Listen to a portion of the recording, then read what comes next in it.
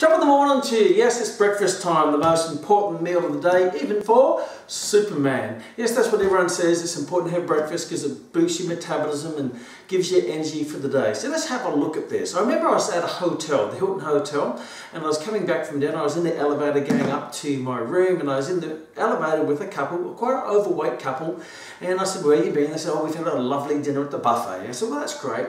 Interesting, the next morning I was up early, I was going down the elevator, the same elevator, I was on my way to the gym, and the same couple were in the elevator. And I said, "Where are you off to today?" He says, "Oh, we're off for breakfast buffet." Yes, it's the most important meal of the day. And I thought, what have they been doing between dinner buffet and breakfast buffet apart from sleeping? And probably nothing. So let's have a look at this from a scientific point of view. Now, most people have plenty of fat in their fat stores. They don't need to top up in their fat stores. But in the morning, you may need to top up on your glycogen stores because you burn off glycogen overnight. So let's have a look at how much you burn off. So when you go to bed at night, your glycogen stores are full because the body only has the ability to store around about 400 grams of glycogen. That's it. So when you go to bed, it's full because you've had a big dinner. Throughout the night, you sit for 8 hours. How much of that glycogen have you actually burnt off? Well, the average person burns off on average 1 calorie per minute, which is 60 calories per hour. If you sleep for 8 hours, that's 480 calories you've actually burnt off sleeping. Now, the average person's respiratory quotient is about 50-50. 50% of the energy that you burn off at rest comes from carbohydrate, 50% comes from fat. So therefore, out of the 480 calories, you've actually burnt off 240 calories of carbohydrate and 240 calories of fat, which most people probably need to burn that off because they've got far too much fat on their body.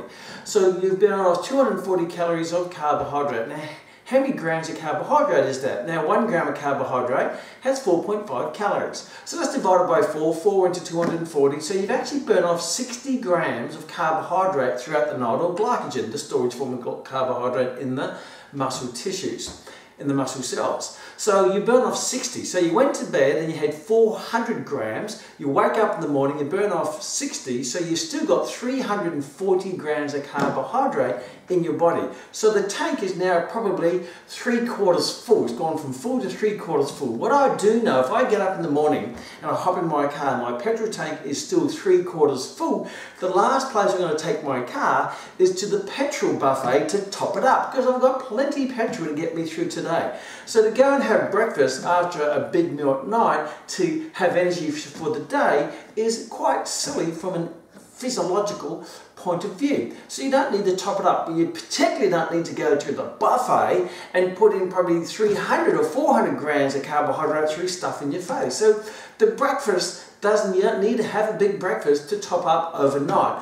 Now, back in the days where it first came from, why you need a big breakfast was back in the agricultural days where you get up, the farmer Brown would get up early in the morning, go and do a few hours of hard labour work on the farm, then come back into breakfast because they burnt off not only the calories overnight or the grams of carbohydrate overnight, but they've already done 3-4 hours of hard work on the farm before they come back to their farmhouse to have breakfast. Then they're off they go and do another few hours of hard laborious work in the farm, digging holes and all that sort of stuff that they do back in the agriculture days. But this day and age, we don't have a physically demanding life in the era of technology.